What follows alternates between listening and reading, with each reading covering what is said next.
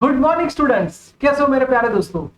आज हम लोग बात करने वाले हैं चार्ज के कारण जो आसपास इलेक्ट्रिक फील्ड लाइंस कैसे जनरेट होती है। दूसरी बात, कूलम्बियन फोर्स यानी इलेक्ट्रिक फोर्स और ग्रेविटेशनल फोर्स के अंदर क्या डिफरेंस होता है। इन सब के बारे में दोस्तों अभी हम लोग डिस्कस करने वाले हैं। तो रेडी हो जाओ।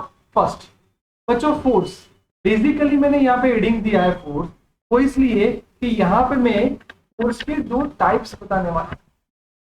जैसे कि मेरे बच्चों, आप सब जानते हो कि अगर मैं यहाँ पे बात करता हूं ग्रेविटेशनल फोर्स, तो मेरे पास दो इलेक्ट्रॉन है और दोनों इलेक्ट्रॉन के बीच में मैं 1 सेंटीमीटर डिस्टेंस रख रहा हूं। चार्ज ले लिए सेम, डिस्टेंस ले लिया सेम, तो ग्रेविटेशनल फोर्स का फॉर्मूला याद होगा Gm1m2 bye R square. G की value 6.67 into 10⁻11। Mass of electron, चलो बच्चों, मास ऑफ इलेक्ट्रॉन याद होगा 9.1 इंटू 10⁻31 का स्क्वायर और 10⁻2 का स्क्वायर। हो गया डिस्टेंस, मास, सब कुछ क्लियर हो गया बच्चों। अब इसके साथ मैं वैल्यू पुट कर दूं तो मेरा आंसर 5.5 इंटू 10⁻67 मीटर। ये दोस्तों मेरा ग्रेविटेशनल फोर्स हुआ। अब यही चीज अगर मैं इलेक्ट्रिकल फोर्स या फिर जिसे हम कूलम्बियन फोर्स बोलेंगे उसमें लिखूंगा तो क्या था formula, Q1 Q2 bye R square. चलो बच्चों, K की वैल्यू 9 इंटू 10⁻9।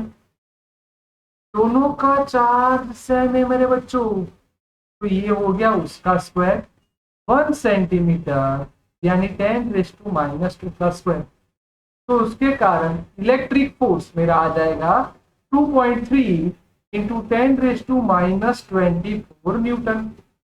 अब देखते ही जब समझ सकते हो, ये मेरा ग्रेविटेशनल फोर्स, ये मेरा इलेक्ट्रिक फोर्स, तो इलेक्ट्रिकल फोर्स वो ग्रेविटेशनल फोर्स से ज्यादा है। इसीलिए बच्चों इनके बीच में रिपल्सन ज्यादा रहता है। क्लियर? एज वेल एज ये बच्चों फॉर्मूला आप लोग माइंड में पक्का कर दो कि ये फॉर्मूला के हिसाब से हमें जो प्रोटॉन इलेक्ट्रॉन के बीच में भी आपको फोर्स मिल जाएगा।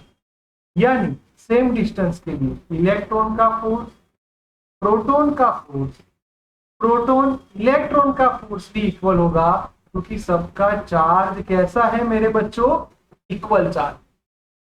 क्लियर बच्चों? तो आपको ग्रेविटेशनल फोर्स भी समझ में आ गया, इलेक्ट्रिक फोर्स। क्वार्क्स, न्यूक्लियस के अंदर प्रोटॉन, न्यूट्रॉन, क्या उससे भी छोटे पार्टिकल्स है बच्चों?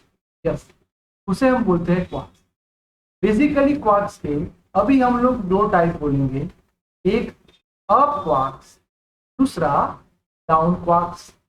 अप क्वार्क्स की वैल्यू +2/3, डाउन क्वार्क्स की वैल्यू -1/3। इसके अलावा up, down, top, bottom, charm, strange, ऐसे भी क्वार्क्स के एग्जांपल है मेरे बच्चों। तो बोलो आपके सामने ये अप डाउन दो चीज क्लियर। अप को मैं डिफाइन करूंगा स्मॉल यू, डाउन को डिफाइन कराऊंगा स्मॉल डी। अब ये हमेशा 3 पेयर में होते हैं, यानी 3 की पेयर रहेगी। तो मैथ्स के हिसाब से शायद तीनों यू हो सकते हैं, तीनों डी हो सकते हैं, यू डी डी हो सकते हैं, डब्ल्यू डी हो सकते हैं। तो ये मेरी 4 पॉसिबिलिटीज है। अब आपको लगे सर ये पॉसिबिलिटीज आप हमें क्यों डिफाइन कर रहे हो, कि मैं बच्चों प्रोटॉन की बात करूं तो प्रोटॉन का चार्ज रहेगा +1 ही। वो कैसे पॉसिबल है? मैंने लिखा यू यू डी। बच्चों ध्यान से देखना, मजा आएगा। +2/3 +2/3 -1/3, तो 3 कॉमन, ई कॉमन, 2 + 2 4 -1 यानी 3। तो ये सारी चीज कट हो जाएगी, यानी मेरा आंसर आया +1। तो प्रोटॉन का हो गया दोस्तों 1। एज वेल एज अगर मैं इलेक्ट्रॉन सॉरी न्यूट्रॉन की बात करूं तो न्यूट्रॉन तो याद करो जीरो चार्ज नहीं है, तभी आंसर पॉसिबल है। मैंने लिख दिया यू डी डी, आप खुद से कैलकुलेट करो सही है कि नहीं। ओके, ध्यान से देख लो क्वार्क्स और उसके अंदर प्रोटॉन कैसे बनता है, ये भी मैंने आपको सिखा दिया, दिखाई दे रहा है आपको डायग्राम के अंदर यू यू डी। न्यूट्रॉन कैसे बनता है, U D D. Next question, अब एक से ज्यादा होंगे तो क्या होगा, तो मतलब बच्चों देखो ये ओरिजिन है, ये चार्ज Q1, ये चार्ज Q2 और ये चार्ज Q3, तो Q1 पे Q2 के कारण फोर्स, उसे मैं डिफाइन करूंगा किस पे फोर्स लग रहा है, 1 पे, वो पहले आएगा। तो F12 is equal to k Q1 Q2 upon are square 12 as well as r cap 12, ये हो गया मेरा F12। देख सकते हो बच्चों, सेम स्टाइल से अगर मैं Q1 पे किसके कारण, Q3 के कारण उसकी बात करूं, F13 is equal to k 1 Q3 upon are square r cap 1। चलो मेरे पास ये दोनों आ गए, अब मेरे को बोलो बेटा total force F1 is equal to F12 plus F13, क्योंकि ये सुपर पोजिशन लो हुआ यानी सबका एडिशन होगा। चलो तो सब फटाफट सारी वैल्यू पुट करो। बच्चों मैं ऐसा बोलूं कि जैसे ही आप वैल्यू पुट करोगे आप समझ गए क्या कॉमन निकलने वाला, दिखाई दे रहा है, यस सर, यानी सब में से के Q1 कॉमन निकल जाएगा, बाकी जो बचा उसको हम लोग शांति से डिफाइन कर दे, तो Q2 r square 12 r cap 1 as well as Q3 r square 13 r cap 13। यानी आप देख सकते हो बच्चों कि इसके साथ आप इजीली कैलकुलेट कर सकते हो। चलो तो आप देख सकते हो बच्चों कि आपके सामने ये जो इक्वेशन आ गया, के हिसाब से आपको अगर 4 चार्ज दिए होते तो भी आप उसका रिजल्टेंट फोर्स फाइंड कर सकते हो। तो बच्चों मैं इसको यूनिवर्सल लिखना चाहूं तो F is equal to k Q1, 1 लिख रहा हूं क्योंकि 1 पे फोर्स लग रहा है, ब्रैकेट। बच्चों अगर इसमें 3 4 5 ऐसे कोई भी आ जाएंगे तो आई रनिंग फ्रॉम 1 to n, तो ये n पार्टिकल के लिए भी पॉसिबल हो गया, तो QI r square 1i r cap 1i।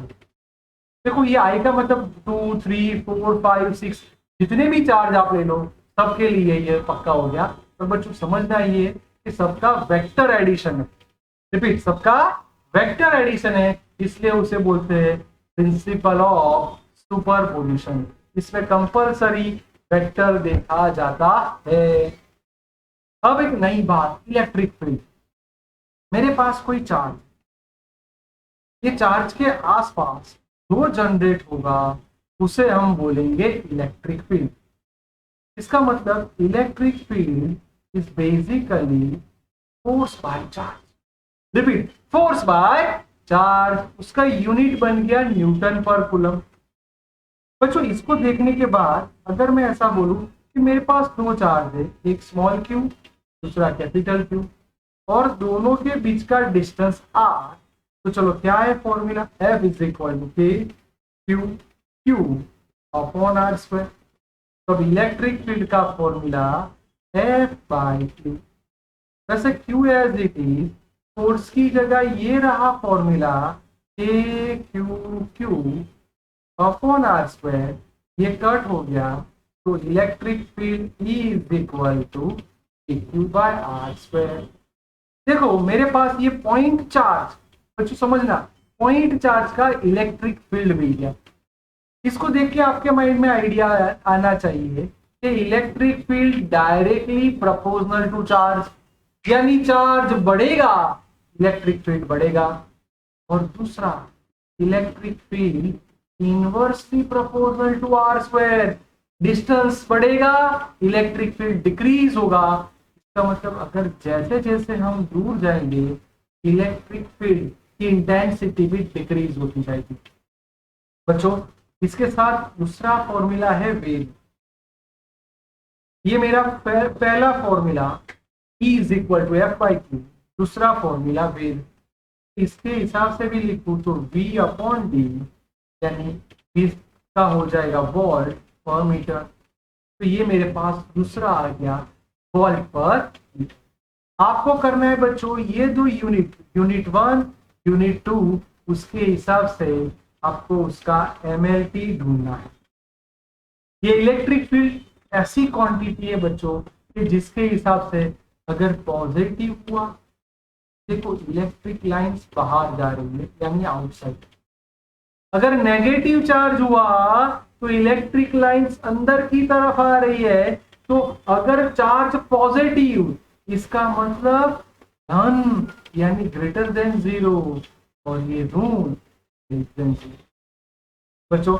ये इलेक्ट्रिक फील्ड का कंसेप्ट, इलेक्ट्रिक लाइन का कंसेप्ट मैंने इसलिए प्रिपेयर करवाया कि अगर एक पॉजिटिव दूसरा नेगेटिव, इलेक्ट्रिक फील्ड पॉजिटिव में से बाहर जाएगा और माइनस के अंदर जाएगा। रिपीट, पॉजिटिव में से बाहर जाएगा, माइनस के अंदर जाएगा। ये मेरा दोस्तों पॉइंट चार्ज है, यानी जिसकी चार्ज की वैल्यू छोटी है तो उसमें से लाइंस बाहर ही निकलेगी। आपको ये समझना है कि जिससे मैं फाइंड कर सकूं वो मेरा टेस्ट चार्ज हुआ। टेस्ट चार्ज यानी बहुत ही छोटा चार्ज। दूसरी बात, इलेक्ट्रिक फील्ड डायरेक्शन वाली फिजिकल क्वांटिटी है, वेक्टर फिजिकल क्वांटिटी है। तो इलेक्ट्रिक फील्ड की डायरेक्शन फोर्स की जो डायरेक्शन होगी वही होगी। रिपीट, फील्ड की डायरेक्शन जो फोर्स की डायरेक्शन होगी। और तीसरी बात, कोई भी चार्ज अगर हम लोग ऐसे टेंजेंट ड्रॉ करेंगे कि किसी भी पॉइंट पे हमने टेंजेंट ड्रॉ किया, वो इलेक्ट्रिक फील्ड को डिफाइन करेगा। इलेक्ट्रिक फील्ड वो डायरेक्शन में जा, तो ये मेरा P पॉइंट पे चार्ज क्यों है तो देख सकते हो आउटसाइड है। अगर यहाँ पे नेगेटिव चार्ज होता तो अंदर की तरफ आता। सर ये तो इंडिविजुअल चार्ज है। अगर ये देखो बहुत सारे चार्ज, 1 Q2 Q3 Q4, तो बच्चों चलो सबके लिए प्रैक्टिस करते। बोलो क्या था E1 का formula, A Q1 by R square. R cap तो देखो पॉजिटिव है तो आउटसाइड जाएगी, तो 1P लिख दिया 1P। मेरे बच्चों चलो एज वेल एज आप E2 को डिफाइन करो, तो ये हो गया मेरा E2, A Q2 R square 2 यानी R कैप 2P।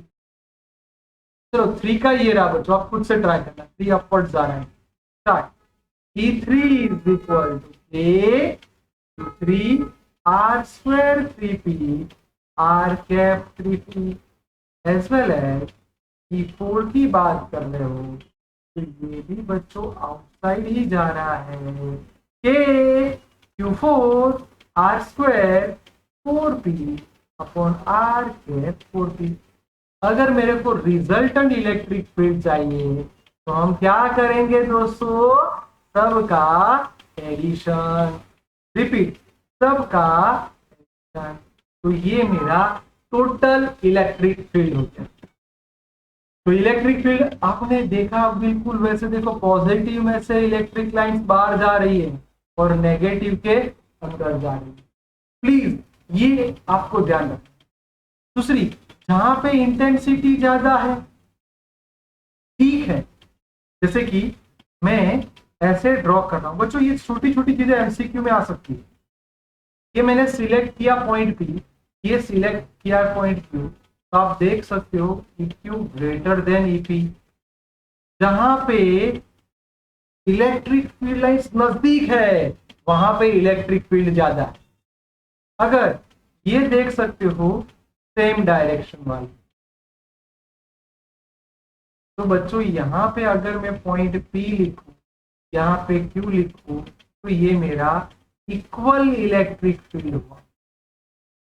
तो आपको मैं बोलूं बच्चों, चलो मैं आपके लिए एक एमसीक्यू बना रहा हूं, आप अपने हिसाब से मेरे को इसका आंसर देना कि बच्चों इसका आंसर अब क्या आएगा। ये मैंने ले लिया पॉइंट P, ये पॉइंट Q, ये पॉइंट R। चलो इसका आंसर क्या आ सकता है कि P is equal to Q is equal to AR, option A. Option B, P is equal to ER greater than EQ। C, EP is equal to ER greater than EP। D, ना। इन सब में से कौन सा answer आ सकता है वो मेरे को बच्चों आप बोलिए। अब आपके सामने डिफरेंट, चलो पॉजिटिव वाला क्लियर, नेगेटिव वाला क्लियर। बच्चों दोनों पॉजिटिव या फिर दोनों नेगेटिव को नजदीक लाएंगे तो आप देख सकते हो पॉजिटिव की अभी बात कर रहे हैं तो वो सब रिपेल हो गए, यानी इलेक्ट्रिक लाइंस दूर हो जाएगी। देख सकते हो बीच में इलेक्ट्रिक फील्ड 0 हो जाएगा। प्लीज नोट डाउन, दोनों पॉजिटिव हो गए तो बीच में इलेक्ट्रिक फील्ड 0। पर बच्चों एक पॉजिटिव एक नेगेटिव, तो जैसे ही आपने बोला पॉजिटिव में से नेगेटिव में इलेक्ट्रिक लाइन जाएगी, इट्स कॉल्ड डायपोल। डाय यानी दो, पोल यानी ध्रुव। तो ये हो गया हमारा इलेक्ट्रिक डायपोल। मैंने आपको उसकी कैरेक्टरिस्टिक्स और टोटल इलेक्ट्रिक फील्ड कैसे जनरेट होता है वो भी दिखा दिया।